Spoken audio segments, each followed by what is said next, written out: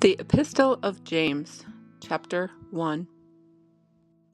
James, a bondservant of God and of the Lord Jesus Christ, to the 12 tribes which are scattered abroad, greetings.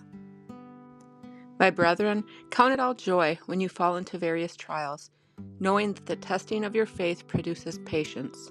But let patience have its perfect work, that you may be perfect and complete, lacking nothing.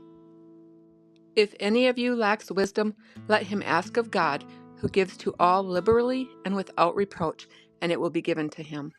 But let him ask in faith, with no doubting, for he who doubts is like a wave of the sea driven and tossed by the wind. For let not that man suppose that he will receive anything from the Lord. He is a double-minded man, unstable in all his ways. Let the lowly brother glory in his exaltation, but the rich in his humiliation, because as a flower of the field he will pass away. For no sooner has the sun risen with a burning heat than it withers the grass, its flower falls, and its beautiful appearance perishes. So the rich man also will fade away in his pursuits. Blessed is the man who endures temptation, for when he has been approved, he will receive the crown of life, which the Lord has promised to those who love him. Let no one say when he is tempted, I am tempted by God, for God cannot be tempted by evil, nor does he himself tempt anyone. But each one is tempted when he is drawn away by his own desires and enticed. Then, when desire has conceived, it gives birth to sin, and sin, when it's full grown, brings forth death. Do not be deceived, my beloved brethren. Every good gift and every perfect gift is from above, and comes down from the Father of lights, with whom there is no variation or shadow of turning. Of his own will he brought us forth by the word of truth, that we might be a kind of first fruits of his creatures.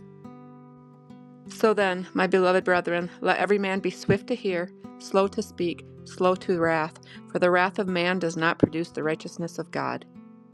Therefore lay aside all filthiness and overflow of wickedness, and receive with meekness the implanted word, which is able to save your souls. But be doers of the word, and not hearers only, deceiving yourselves. For if anyone is a hearer of the word and not a doer, he is like a man observing his natural face in a mirror. For he observes himself, goes away, and immediately forgets what kind of man he was. But he who looks into the perfect law of liberty and continues in it, and is not a forgetful hearer, but a doer of the work, this one will be blessed in what he does. If anyone among you thinks he is religious and does not bridle his tongue, but deceives his own heart, this one's religion is useless. Pure and undefiled religion before God and the Father is this, to visit orphans and widows in their trouble, and to keep oneself unspotted from the world.